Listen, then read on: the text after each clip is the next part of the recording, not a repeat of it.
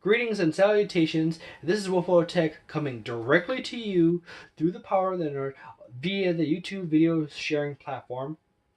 And it's now time to switch in, or snap.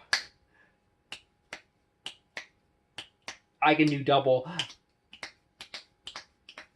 on one hand, but I can't do anything with my right. But anyways, as this is part 2 of the Nintendo Direct for September 13th, 2018. This was the delayed one. They had to delay a week due to the Hokkaido earthquake. It's really annoying to see people bitch and complain about them delaying the Nintendo Direct because of an earthquake. Get a fucking life, okay? Seriously. That is a serious event. An earthquake. If you think delaying a Nintendo Direct because of an earthquake is a terrible thing, not because of the earthquake, because the Nintendo Direct is delayed, you need to fucking stop playing video games and get a fucking life, okay? I love video games, I love movies, but an earthquake is a serious piece of something that one has to respect. The same thing with volcanoes and hurricanes and and tsunamis. Those are really bad too. Particularly in the case of Japan. They have really bad history with those. But as I said before, we're starting from Super Mario Parody. If you want to see anything else, my opinions on all the games that came before in the Nintendo Direct, before Super Mario Party, you're going to have to check the first video. I might include a link to that video in the description of this video in the bottom, and I'll probably include a link to this video in the description in the first video. Alright. Now, on to the show.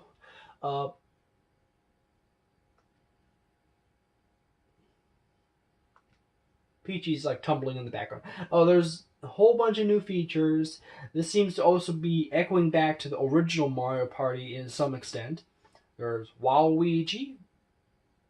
For all those Waluigi lovers that truly want him to be the main man, there he is. You get to play as Waluigi. There's some awesome features. We saw this before, where you can actually connect two Nintendo Switches together. It'd be really cool if you could actually connect 3 Nintendo Switches together like that and have a bigger battlefield.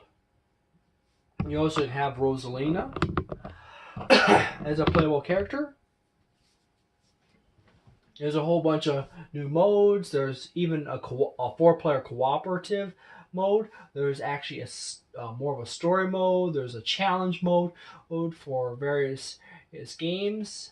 So this looks really fun. Hey, October 5th.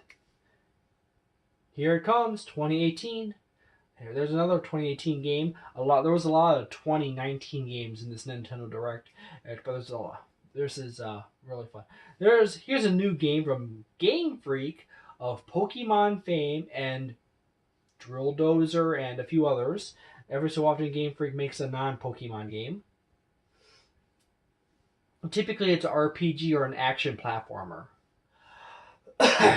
But this game looks very interesting. I love the art style. It definitely has that Zelda look to it.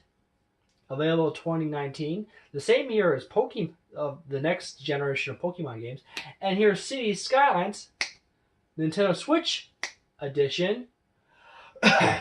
This looks fun in a time burn way, but still, I love all the little features and the attention to detail and the options given here. But it does kind of look a little rough in graphics department, but I've never been really a person that was a graphics snob. I could go with a game that looks a little rough as long as the game is fun. And it is neat that you can track every little character, every little person in the game world, and every little vehicle. Just see where it goes, how much time it spends in the area. And it's also nice that they include both expansions. That is awesome. And it's available in the eShop. So if you want to play it, go to the eShop. Here's Daemon Ex Machina. It looks like Armored Core, and oh my god, it looks like Armored Core. I really love Armored Core. I swear this is Armored Core that From Software basically developed with another company and snuck it through the other company without actually stating it was armored. This is just straight on armored. Looks like Armored Core. Even the basic structure of the mech itself is Armored Core 110%. There's two shoulder mount weapons. There's one weapon to each hand. There's like upgrades to your character. In a world where AI has run amok, I'm not sure it's a good idea to augment yourself with machines. Call me crazy. I don't think putting computers in you when when computer programs are running amok is a good idea. But on to the next thing. Yoshi's Crafted World. This looks beautiful. This looks fun. The title to this game was leaked some time back. Sadly, not some time back, but a few days back. Which is sad and all. But if you people could simply stop going on Twitter and looking for stuff like this, then you wouldn't even have these spoilers. And the people who release these spoilers, the leakers, would not leak stuff because they do it for attention. They want to feel special. If you don't feed them, you don't feed the trolls, you will not have leakers and trolls, okay? It's just that simple. It's just that simple. Spring 2019, another 2019 game.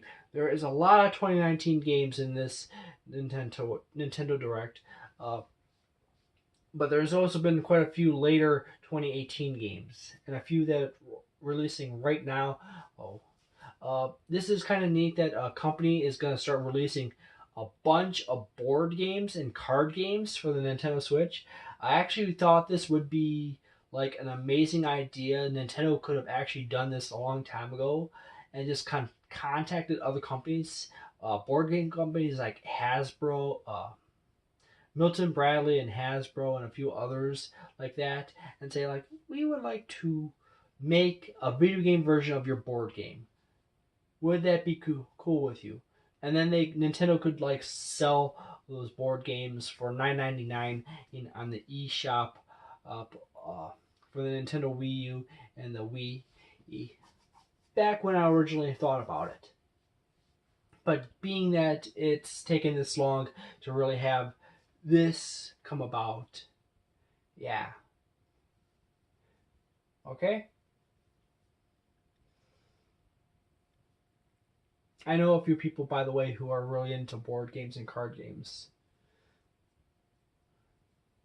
And then we have this little intro that walks through the development of mankind's technologies and cultures. And then we get to come to this part. It's like little set pieces and of history. And it announces it's Civilization. And it's Civilization 7. And this is neat. I actually enjoyed Civ Revolutions on the Xbox 360 and the PlayStation 3. I'm not that big into Civilization, but I do enjoy the simpler versions of it, and it was always fun to play for a few hours. Give another stab at the Civilization franchise. Again, And then we get into Starfox StarLink, which is cool. You know, being that Nintendo, Shigeru Miyamoto is having a really hard time doing something with the Star Fox franchise, this is probably the best route for Nintendo to go with the Star Fox franchise. Is it's just okay, the guy that came up with the franchise, our best guy, keeps rehashing the same thing over and over again, or coming up with gimmicky offshoots of it. I guess all what we could really just do is hand it over to third-party companies and have them just carry it on.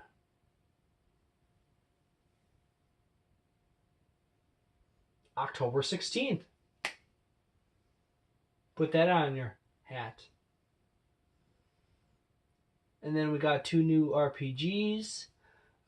One that is a standalone RPG that can also function as an expansion, and one is a remake of a game. This The World That Ends With You actually was originally released right around the special time when Square Enix was originally making up with Nintendo for many years of non-absence. So before Square Enix really started into making Final Fantasy games again, and for Nintendo platforms, they released a bunch of not Final Fantasy RPGs, which included World Ends With You, which was originally released on the original Nintendo 3DS.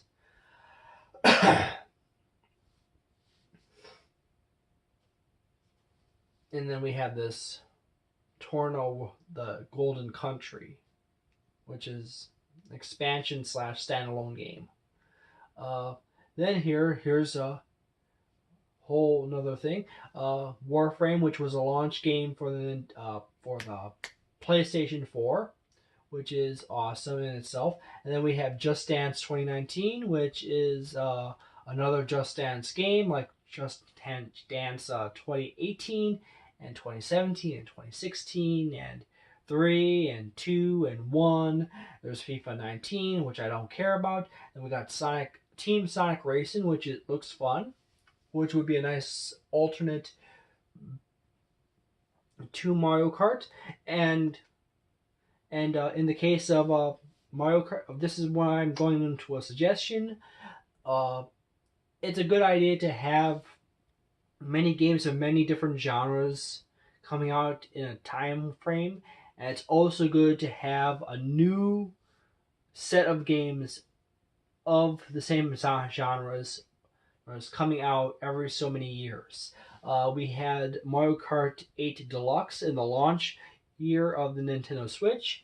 We gave it some months, a few small updates, and then it's time for, say, Team Sonic Racing, which is also more of a fun fantasy play kart, a fun game like Mario Kart 8 Deluxe.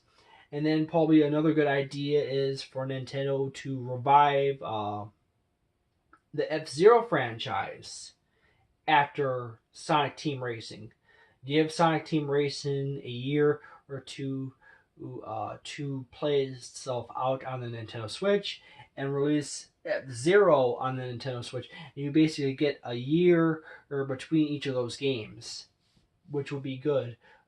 So basically, when the fan base kind of drops off, you bring something else in that's very similar, and you give them that. And then when that drops off, you have something else coming in for them. More Lego games, October 16th. Lego DC Super Villains. Now that's just a mini little montage. And then here we have the announcement that a whole bunch of Final Fantasy games are coming this way. Final Fantasy Crystal Chronicles, which was the original one, which also was one of those games that came out, that was announced and then came out when Square Enix basically announced, okay, we're getting back together with Nintendo and starting to make games for the Nintendo platforms. This actually was released on the Nintendo GameCube, This was actually a fairly fun game. My brother and me played this a lot. He played it a lot more than I did.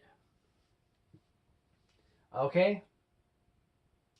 And then we get this, which was already leaked prior, which is still cool enough as it is. And this is also already out on the PlayStation 4 and the Xbox One.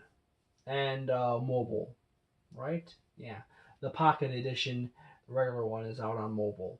And then we get this World of Final Fantasy Maxima, which is cute. Really cute. It's so cute. I'm not joking. Basically, you get to summon in Final Fantasy characters. Available November 6th for the Nintendo Switch. And then we have Chocobo's Mystery Dungeon, which was also... I had to stop. This is a remake of the original Chocobo's Mystery Dungeon, which was released on the original PlayStation in the height of Final Fantasy Mania on the PlayStation. I think it was like between Final Fantasy VII and Final Fantasy VIII, or was it between Final Fantasy VIII and Final Fantasy IX? I wasn't very big on the PlayStation.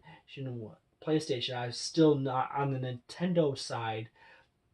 It was right around PlayStation 2 is when I started going from Nintendo and going to multi-console. But now here we have this game, and then they announce, hey, we have this feature that speeds it up so you move around faster. Which is awesome because that game takes forever to get anywhere. It's a really slow-paced game in a lot of regards. Also kind of linear too. And then they announced, oh, here's Final Fantasy VII. You're also going to get that, and Final Fantasy IX, and Final Fantasy X, and X-2. I really love Final Fantasy X. I played the snot out of Final Fantasy X. It'd be really nice if they get Final Fantasy VIII as well. And then they re-release all the other Final Fantasies. 1 to 6. But here we have a little Nintendo Switch announcement. Slash Smash Brothers announcement. Where they announce, hey, we got this new dock. This is actually the Nintendo Switch. With a new dock design on it. Which is cute. I really think Nintendo still should. I never liked downloads. You know what? I'll give you a tip, Nintendo. There's not enough memory in it. Okay?